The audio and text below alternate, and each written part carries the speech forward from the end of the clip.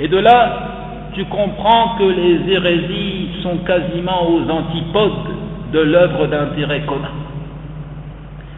Cela car les hérésies surgissent dans le domaine des œuvres cultuelles, les hérésies surgissent dans le domaine des adorations, caractérisées par le fait qu'elles ne soient généralement pas intelligibles, qu'elles échappent, leur pourquoi échappe à l'entendement, contrairement aux œuvres d'intérêt commun dont le sens est toujours compris. Il y a un autre moyen de les départager aussi, un autre moyen de faire la distinction entre les deux, c'est que les hérésies surviennent dans les objectifs de la loi. Al-ibad, l'adoration, les objectifs de la loi. Alors que les œuvres d'intérêt commun se situent seulement au niveau des moyens et des voies permettant d'atteindre ces objectifs. C'est pourquoi certains érudits les rattachent à la règle disant « Ma la yatimul wajibu illa bihi fahuwa wajib » ce par quoi seulement l'obligatoire peut être accompli devient également obligatoire. Et en méditant sur les exemples donnés d'œuvres d'intérêt commun, tu découvriras qu'ils tournent autour du problème de la préservation des objectifs généraux de la loi, al-maqasid. Ces objectifs qui sont au nombre de 5, comme cela est cité par les juristes: la préservation de la religion, la préservation de la vie, des biens, de la filiation parentale et enfin de la raison. Les œuvres d'intérêt commun, pour qui médite sur les exemples donnés par les érudits, toutes elles tournent autour de la préservation de ces 5 choses fondamentales que la loi s'est chargée de préserver: la religion, la vie, les biens, la filiation parentale et la raison. فقد علمت أنهما تفترقان من جهتين. الأولى أن المصالح هي من باب الوسائل والبدع من باب المقاصد، والثانية أن البدع تكون في التعبدات، وشأن التعبدات ألا تكون معقولة المعنى على التفصيل، والمصالح تكون في المعقول المعنى على التفصيل. Deux points fondamentaux différencient donc les deux manières de départager les hérésies d'une part et les œuvres d'intérêt commun d'autre part. Premièrement, que les œuvres d'intérêt sont du registre des voies et des moyens, alors que les hérésies surviennent dans les objectifs, les buts. Deuxièmement, que les hérésies surgissent dans les actes cultuels, et ce type d'œuvre est généralement irrationnel. Entendez par là que le pourquoi et le comment de leur réalisation dépassent l'entendement de l'homme. Alors que les œuvres d'intérêt commun sont toujours comprises, leur sens est perçu. Comment donc après cela confondre les deux? Comment prendre pour référence certaines œuvres d'intérêt commun réalisées par les compagnons pour justifier et autoriser l'innovation dans la religion? Shattana baynahuma. Il y a une large différence entre les deux. Revenons donc sur notre deuxième équivoque. Adhan Uthman, l'appel à la prière ajouté par Uthman.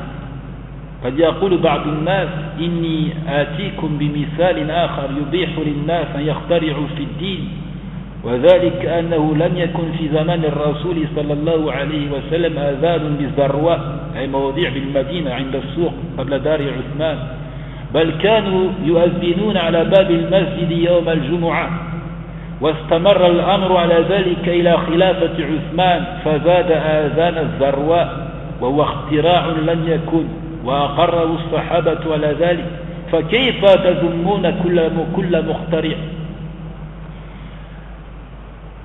Certains me disent, je peux donner un autre exemple, démontrant qu'il est autorisé d'inventer dans le domaine de la religion, d'inventer des choses nouvelles dans la religion. Car au temps du prophète, alayhi salatu wassalam, il n'y avait pas d'appel à la prière effectué à Az-Zarwa. Az-Zarwa, une localité de Médine, proche du marché, située avant la maison de Uthman. Mais ils appelaient plutôt à la porte de la mosquée le jour du vendredi, et il en fut ainsi jusqu'au temps de Uthman qui y ajouta un appel effectué à l'endroit dit Az-Zarwa. Et c'est là une innovation, une œuvre qui n'existait pas, et les compagnons l'ont approuvé en cela. Comment pouvez-vous donc blâmer toute innovation? L'équivoque. Al-Jawab, إن الآذان الذي زاده عثمان لم يخرج به عن مقصود الشارع منه، وذلك أن الآذان بالصلاة هو الإعلان بها بالألفاظ المخصوصة بدون زيادة ولا نقص، فالذي يأتي بألفاظ لم ترن عن رسول الله صلى الله عليه وسلم أو يدع الآذان في موضع يخرج عن المقصود منه من الإعلان فهو مبتدع. La réponse est que cet appel ajouté par Uthman n'allait pas à l'encontre des visées, des objectifs voulus par le législateur Tabaraka wa Ta'ala, puisque l'adhan n'est rien d'autre que la convocation à la prière, lancée à voix haute, avec une formule spécifique, sans ajout ni retrait. Celui donc qui appelle à la prière avec une formule nouvelle qui n'a pas été enseignée par le prophète alayhi salatu wassalam, ou encore qui effectue l'appel dans un espace-lieu et un espace-temps qui ne sont pas propices et qui remettrait en cause les buts pour lesquels l'appel est prescrit, c'est-à-dire l'annonce de l'entrée de l'heure de la prière, l'annonce de son établissement imminent, alors c'est celui-là l'innovateur. C'est celui-là qui est innovateur. À l'exemple de la pratique chiite, les chiites qui modifient la formule propre à l'appel en y ajoutant Ashhadu anna Aliyan waliyullah, et je témoigne que Ali est l'allié de Dieu. Ou encore le rajout Hayya ala khayril amal, accourez à la meilleure des œuvres. Là on peut parler d'hérésie, parce qu'on a une modification de la formule employée par le prophète alayhi salatu wassalam. أما الذي يحافظ على الآذان بألفاظ ولم يخرج به عن الإعلام فلا شيء عليه إذا أتى به على السطح أو مشرفة أو منارة أو غير ذلك، وقد كان الآذان على عهد رسول الله صلى الله عليه وسلم واحدا كغيره من الأوقات الأخرى يقوله المؤذن إذا رق الخطيب المنبر، وكذا في عهد أبي بكر وعمر، فلما كان زمان عثمان وحدثت الحاجة بكثرة المسلمين وعدم تبكيرهم إلى المسجد على نحو ما كانوا يفعلون في زمن من قبله، أمر أن يؤذن بهم للجمعة على الزروة، وأبقى ما كان من آذان المسجد عند جلوس الإمام على المنبر كما كان، ويبقى للعبادة كما كان. Quant à celui qui préserve l'appel avec ses formules spécifiques, ses formules initiales, et qui ne sort pas du cadre de l'annonce publique, d'inviter les gens à rejoindre la mosquée pour la prière, alors nous disons celui-là n'est pas blâmable. Et peu importe l'endroit où il l'effectue, que ce soit sur un toit, un balcon, un minaret ou tout autre endroit, peu importe. Au temps du prophète, alayhi salatu wassalam, certes, il n'y avait qu'un seul appel le jour du vendredi, qui s'effectuait à l'instant où l'imam montait sur le minaret, sur la chaire, sur le minbar. Et de la même façon au temps de Abu Bakr et de Umar. Au temps de Uthman, le besoin se fit sentir d'ajouter un appel, du fait que les dévots étaient très nombreux et que leur demeure était de plus en plus éloignée de la mosquée. Du fait également qu'ils ne se rendaient pas très tôt à la mosquée comme cela se pratiquait auparavant.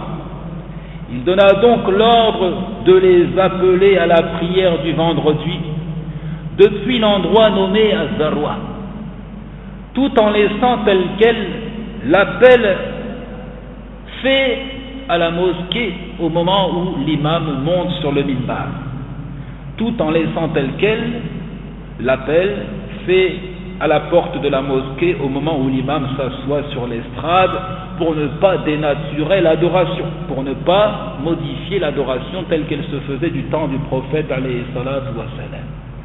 Tout cela est rapporté par l'imam al-Bukhari, Abu Daoud, al-Nasa'i, d'après As-Sa'ib ibn Yazid, qu'Allah soit satisfait de lui. فنرى أن زيادة عثمان هي جعله آذانا على الذروة للحاجة إليه، وهو يعلم أن وضعه هناك ليس ممنوعا ما دام لم يخترع له ألفاظا ولم يحدث فيه شيئا. ولم يثبت أن الأذان على مكان مخصوص من الأمور التعبدية واختيار المكان من الأمور الاجتهادية. Nous voyons donc que cet ajout effectué par Uthman, qu'Allah soit satisfait de lui, était la réponse à un besoin précis. Il savait pertinemment que d'effectuer l'appel à cet endroit n'était pas interdit en lui-même, puisque ne modifiant pas sa formule, puisque n'y ajoutant rien. Et jamais il n'a été confirmé que l'appel doit se faire dans un endroit précis, dans le cadre de l'adoration. Mais le choix est plutôt du ressort des érudits, capables de fournir un effort de compréhension personnelle, ijtihad. وقبل ذلك كله فإن عثمان رضي الله عنه أحد الخلفاء الراشدين، وقد أمر الرسول صلى الله عليه وسلم باتباع سنتهم فقال عليكم بسنتي وسنة الخلفاء المهديين الراشدين من بعدي. Donc ça c'est notre démonstration. Nous avons compris donc que cet appel à la prière ajouté par Uthman entrait dans le cadre des masalih al-mursala, des œuvres d'intérêt commun,